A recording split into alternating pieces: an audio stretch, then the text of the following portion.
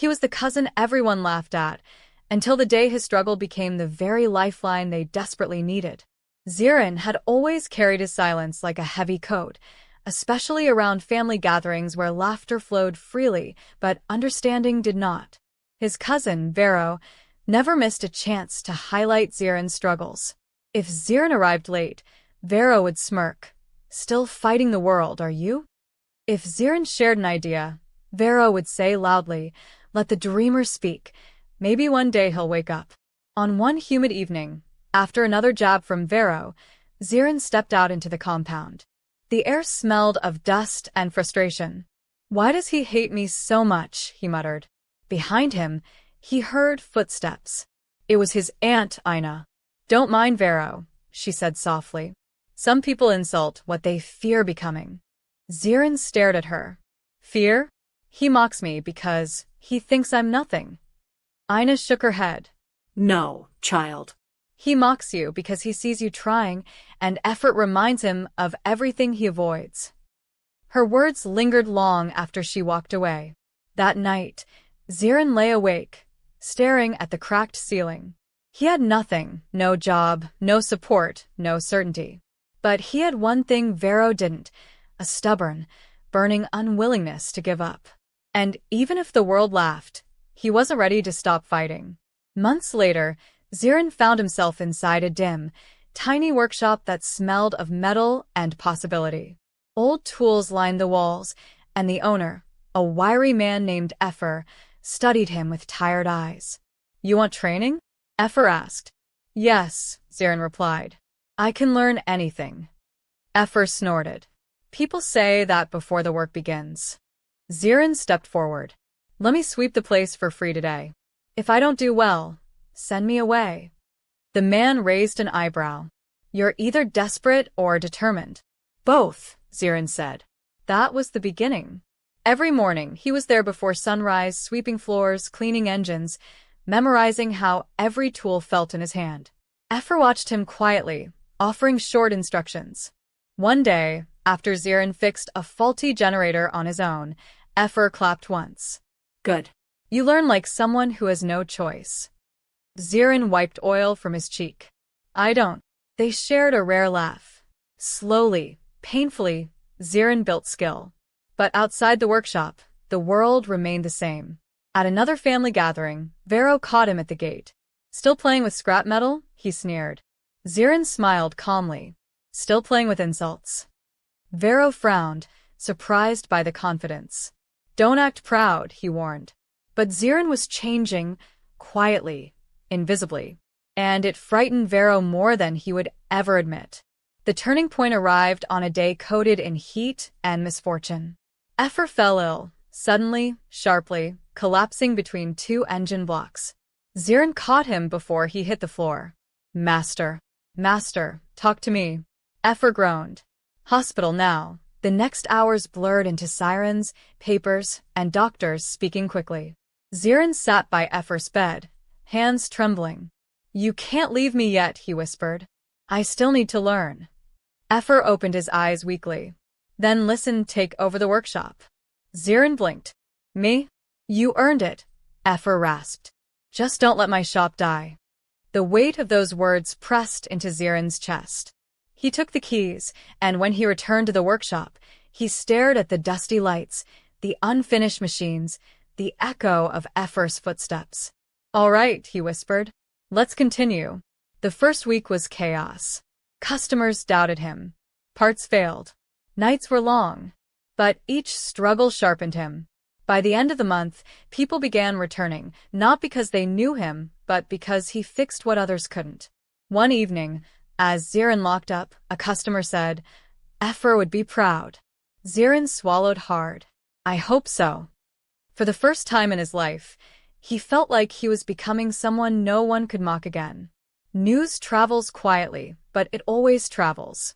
Within weeks, Zirin's workshop became known across the district. Machines that others declared dead came back to life under his hands. Children watched through the windows fascinated. Old men nodded in approval. And then, one scorching afternoon, Zirin looked up to see a familiar figure at the entrance, Vero. His cousin's confidence had melted into worry. Zirin, I need help, Vero said, voice shaking. Zirin wiped his hands on a cloth. With what? Vero hesitated. My business crashed. Debt collectors, they're coming tomorrow. I don't know what to do. Zirin studied him. The same cousin who once laughed at his struggles. The same lips that once shaped cruelty so easily. Why come to me? Zirin asked quietly. Vero swallowed. Because you're the only one who has succeeded. You're the only one who can help me now. Silence stretched between them like an old wound reopening. Zirin leaned against the workbench. You mocked me when I was drowning, Vero. Vero's eyes filled with shame. I know. I was stupid. Please. I'm desperate. For a moment, Zirin felt the old sting, the old humiliation. But something deeper, something forged from pain and resilience, rose within him. Sit down, he said. Vero sat stiffly on the wooden stool, his fingers tapping nervously against his knees. Zirin watched him for a long moment, feeling a strange mix of anger, pity, and something else he could not name. Tell me everything, Zirin said at last. Vero exhaled shakily. I invested in a shipment bad deal. The goods never arrived. Now I owe money I don't have. They're threatening to take the house and Mama is sick.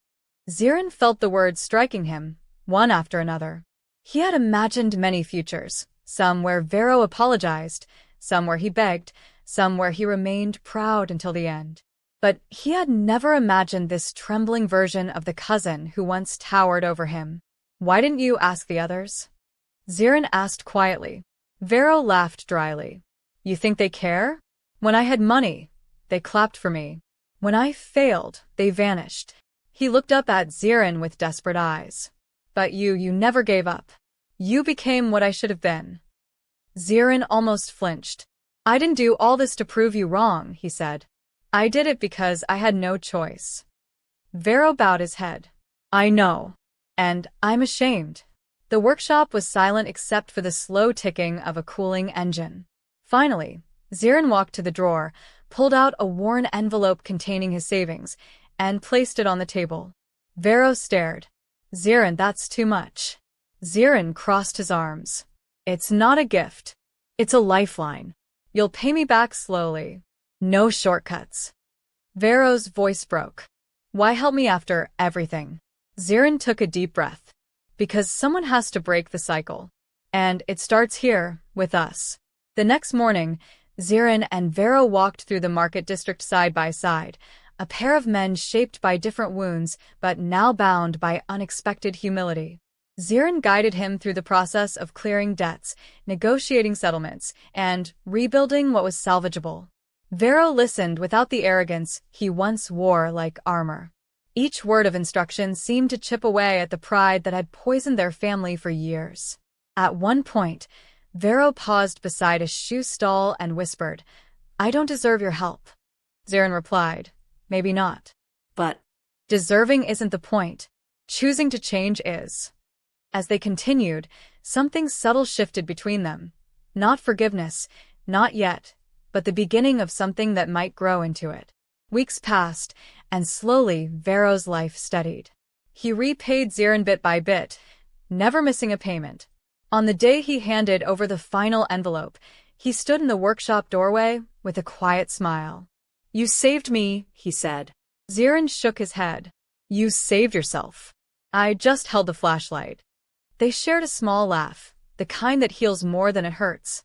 Outside, the sun cast long shadows across the street, touching both men as if stitching their paths together again. As Vero turned to leave, he paused. Cousin, I hope one day you'll see me as family again.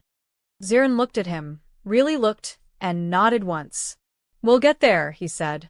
One honest step at a time. Vero walked away lighter than he had arrived, and Zirin returned to his tools with a quiet satisfaction. He wasn't just fixing machines anymore. He was repairing what life had broken, bit by bit, person by person, heart by heart. And for the first time, success didn't feel like revenge. It felt like peace. And please don't forget to tap the bell so every new folktale reaches you first. Tell us in the comments what you think about the story. And tell us where you're watching from. Please like, comment, subscribe, and share this beautiful story with friends, family, and loved ones so they too can remember.